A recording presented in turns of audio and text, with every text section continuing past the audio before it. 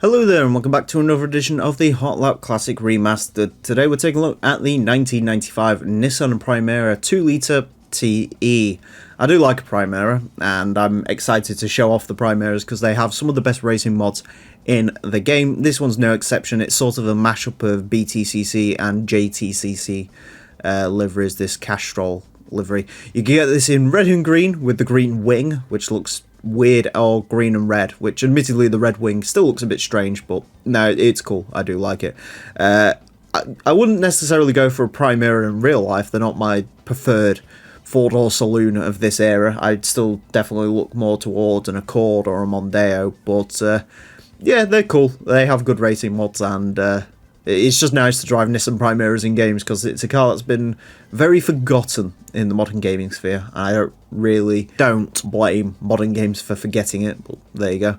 It was quite a tidy handler back in the day, this actually. Front engine, front wheel drive, 296 horsepower, 1,052 kilos of weight. Pretty standard. Oh, no, wrong track. Nice.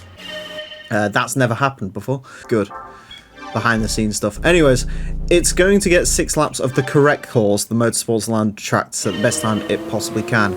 Our current leader is the TVL Cerberus LM Edition, 28.620, the Primera.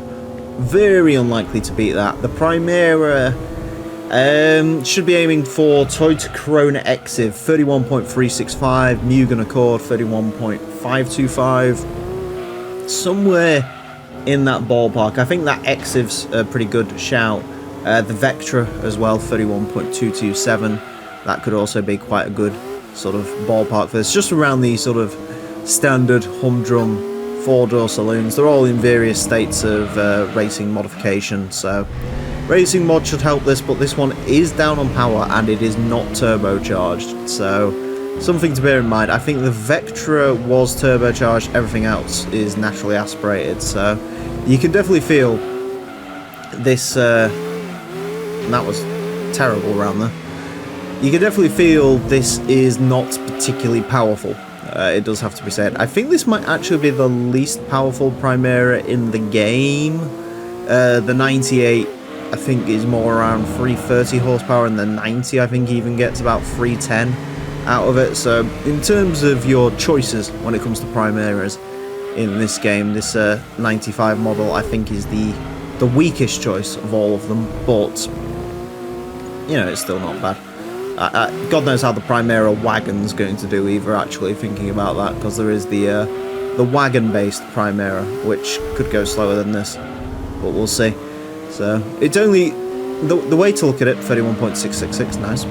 The way to look at it is, no matter how bad this Primera does, there are many other Primeras to come around this course. That is my sort of method with thinking on a lot of these cars, you know.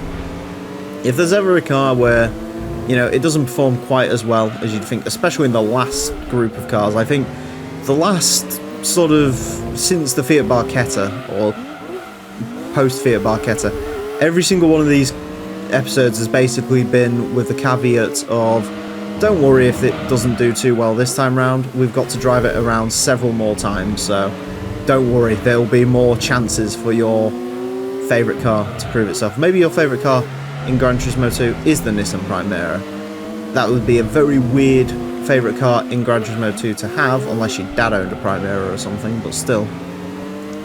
I think I'm trying to use first gear too much. I'm going to refrain from using first gear for this final lap, I think, or... yeah, because first gear, as we've seen quite a lot throughout this series, first gear does seem to rather affect the way a car handles, significantly in fact. I want more out the Primera. I desperately want more out the Primera. Come on, Primera.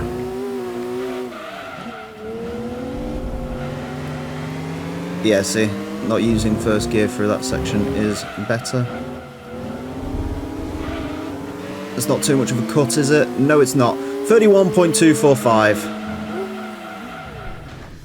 Admittedly, that last corner cut was a little bit more than I usually cut from that, but yeah, that could have been quicker. Could have been quicker. Shoulda, woulda, coulda, I guess. Like I said, there's more Primeras to come. Yeah, that last cut was very, very dubious. It does have to be said. I pretty much nailed that perfectly. Yeah, there's about 0.2 in there, but there's 0.2 in everything, as I usually say. Yeah. You can see the sector free time. I got very lucky not to get the out of bounds glitch there, to be fair. Anyways, 31.245 is going to put it into 21st place. It goes pretty much where I expected it to, really. It goes in between the Vectra and the Corona. Admittedly, the Corona didn't get as good as the final sector as the Primera.